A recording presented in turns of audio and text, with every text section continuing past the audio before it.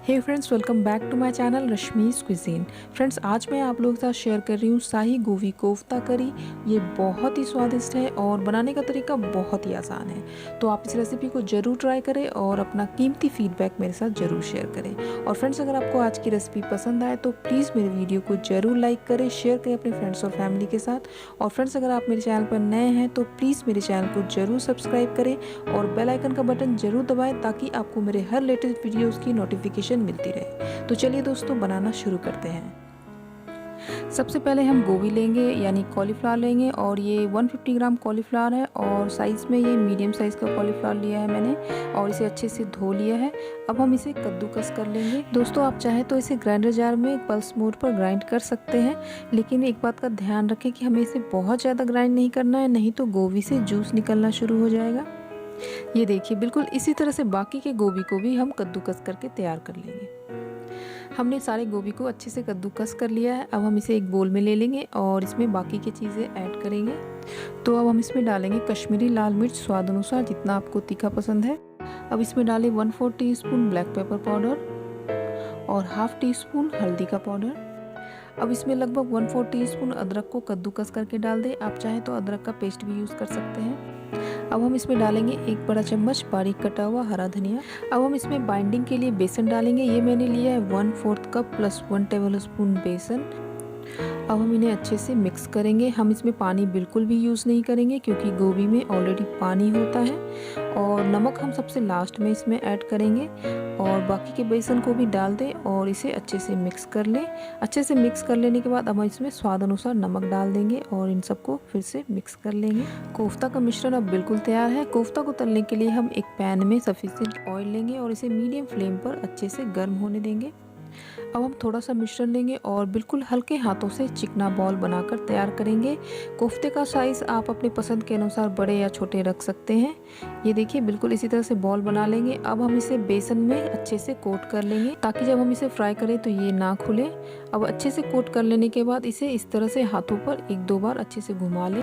ये देखिए, अब बिल्कुल तैयार है और इसी तरह से बाकी के कोफ्ते को भी हम तैयार करके फ्राई करेंगे। अब तेल अच्छे से गर्म हो चुका है। अब इसमें सारे कोफ्ते को डाल दें और फ्लेम को हमें मीडियम रखना है और इसे हल्का सा हम हिला देंगे ताकि ये तले से ना चिपके। बीच बीच में इसे इस तरह से अलट पलट कर दे ताकि ये हर तरफ से एक जैसे फ्राई हो जाए और हमें इसे हल्का ब्राउन होने तक फ्राई कर लेना है। कोफ्ते अब अच्छे से फ्राई हो चुके हैं, तो अब हम इन्हें एक प्लेट में टिश्यू पेपर के ऊपर निकाल लेंगे। तो चलिए हम कोफ्ते के लिए ग्रेवी तैयार करते हैं। कोफ्ते के ग्रेवी के लिए मैंने ये 2 छोटे साइज़ के टमाटर लिए हैं और एक छोटे साइज़ का प्याज ले लिया है। ये मैंने 5 से 7 काजू और 5 से 7 बादाम लिया और इनको 1 घंटे के लिए भिगो दिया था और बादाम का छिलका हटा दिया है। ये मैंने 2 हरी मिर्च ले ली है। मिर्च आप अपने स्वाद अनुसार कम या ज़्यादा कर सकते हैं। और ये 4 से 5 लहसुन की कलियाँ हैं और हाफ इंच अदरक का टुकड़ा लिया है। अब हम एक ग्राइंडर जार ले लेंगे और इसमें लहसुन डाल देंगे, अदरक को मोटा मोटा काटेंगे, हरी मिर्च को भी डाल देंगे। अब हम इसमें टमाटर और प्याज को मोटा मोटा काट कर डाल देंगे और हमने जो काजू और बादाम को सोक किया था उसे भी इसमें डाल देंगे और बिना पानी ऐड किए बिल्कुल बारीक पेस्ट तैयार कर लेंगे। तो अब ये बिल्कुल तैयार हो चुका है। अब इन्हें एक बोल में निकाल लें और एक तरफ रख दें, हम इसे बाद में यूज़ करेंगे। तो चलिए अब हम शाही गोभी कोफ्ता करी बनाना शुरू करते हैं। अब हम एक पैन में 2 से 3 बड़े चम्मच ऑयल लेंगे और इसे अच्छे से गर्म होने देंगे। ऑयल अच्छे से गर्म हो चुका है। अब हम इसमें 1/4 टीस्पून हींग डालेंगे और फ्लेम को लो रखेंगे। अब हम इसमें 1-2 दालचीनी का टुकड़ा, 1-2 लौंग, 1 इलायची और थोड़ा सा जीरा डाल देंगे और साथ ही हम डालेंगे 1 छोटा चम्मच धनिया पाउडर, आधा छोटा चम्मच जीरा पाउडर। अब हम इसमें 1/4 चम्मच काली मिर्च का पाउडर डाल देंगे और ये मैंने कश्मीरी लाल मिर्च ले लिया है स्वाद अनुसार, इससे कलर बहुत अच्छा आता है। अब हम इसमें आधा छोटा चम्मच हल्दी पाउडर डाल देंगे और सारी चीज़ों को हल्का सा मिक्स करेंगे और आंच को बिल्कुल धीमा रखना है हमें। अब इसमें तैयार किए हुए टमाटर, प्याज और मसालों के पेस्ट को डाल देंगे। ये मैंने बेसन लिया है 1 छोटा चम्मच ग्रेवी को थिक करने के लिए। अगर आपको नहीं पसंद है तो आप इसे स्किप भी कर सकते हैं। और अब हम इसे अच्छे से मिक्स कर लेंगे। सारी चीज़ों को अच्छे से मिक्स करने के बाद अब हम इसमें डालेंगे स्वाद अनुसार नमक।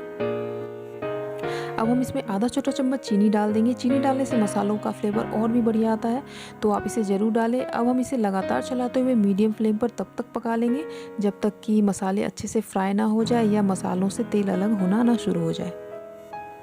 मसाले बिल्कुल अच्छे से फ्राई हो चुके हैं, तेल भी अलग होना शुरू हो चुका है। तो अब हम इसमें 2 छोटा चम्मच फ्रेश क्रीम डाल देंगे और इन सबको अच्छे से मिक्स करेंगे और हम फ्लेम को मीडियम टू लो के बीच में रखेंगे।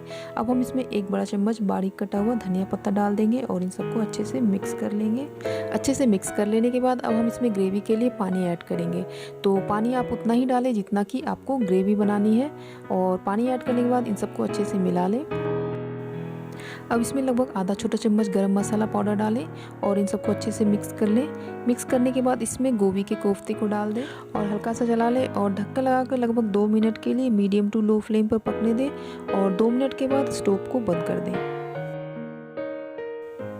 तो लीजिए दोस्तों, स्वादिष्ट गोभी कोफ्ता अब बिल्कुल तैयार है सर्व करने के लिए। सर्व करने से पहले इसे आप फ्रेश क्रीम और धनिया पत्ती से इस तरह से गार्निश कर लें और रोटी, राइस या अपने पसंद के किसी भी चीज़ के साथ एंजॉय करें। तो दोस्तों, आज ही इस रेसिपी को ज़रूर ट्राई करें और अपना फीडबैक मेरे साथ ज़रूर शेयर करें। तो उम्मीद करती हूँ दोस्तों आपको आज की रेसिपी पसंद आई होगी। तो प्लीज़ मेरे वीडियो को ज़रूर लाइक करें, शेयर करें अपने फ्रेंड्स और फैमिली के साथ। और फ्रेंड्स, अगर आप मेरे चैनल पर नए हैं तो प्लीज़ मेरे चैनल को ज़रूर सब्सक्राइब करें और कमेंट करके ज़रूर बताएं कि आपको आज की रेसिपी कैसी लगी। तो चलिए दोस्तों, फिर मिलते हैं एक नई और मज़ेदार रेसिपी के साथ। Thank you so much for watching. Bye bye.